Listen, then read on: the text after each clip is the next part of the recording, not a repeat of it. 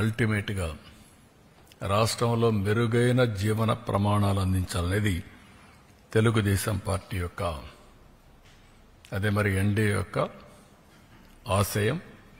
ఆ ఆశయానికి అనుగుణంగా సంక్షేమం, అభివృద్ధి రెండు ప్యారలల్గా చెప్పిన హామీలు నిలబెట్టుకోవడానికి ఇబ్బందులు చాలా ఉన్నాయి.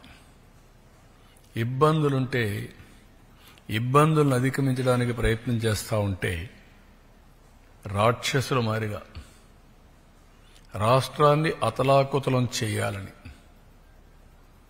ఎక్కడికక్కడ లా అండ్ ఆర్డర్ సమస్యలు క్రియేట్ చేయాలని, ప్రజలకు ఇబ్బందులు కలిగించాలని అనేకమైనటువంటి, నేను ఎప్పుడూ నా రాజకీయ జీవితంలో చూడనటువంటి విన్యాసాలు,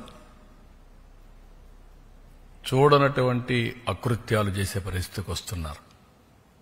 ఇది మంచిది కాదు. ఈరోజు ఈ ప్రభుత్వానికి స్పష్టత ఉంది.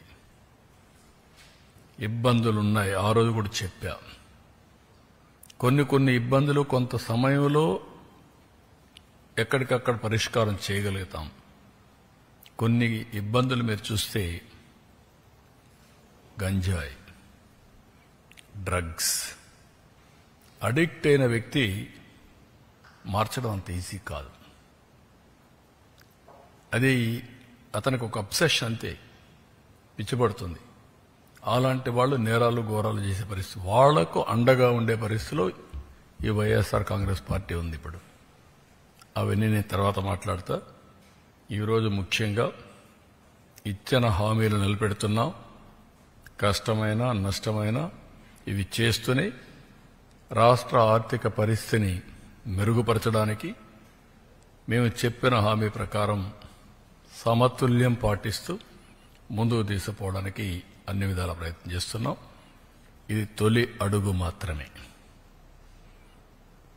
ఈ తొలి అడుగు తర్వాత ఇంకా దీన్ని ఏ విధంగా మనం ముందుకు తీసుకుపోవడానికి చేస్తాం.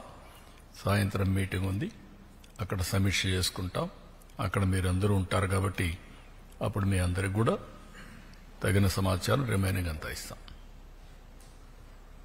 With this I'm thanking all of you. Thank you one and all. ఇది జీవో ఇష్యూ.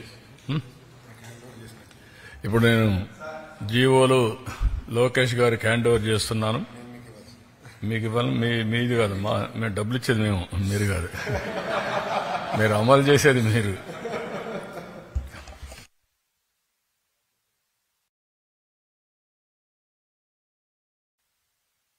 దీంతోనే అయిపోలేదు. ఎడ్యుకేషన్లో మీరు నాలెడ్జ్ హబ్కు చిరునామాగా ఆంధ్రప్రదేశ్ని తయారు చేయాలి.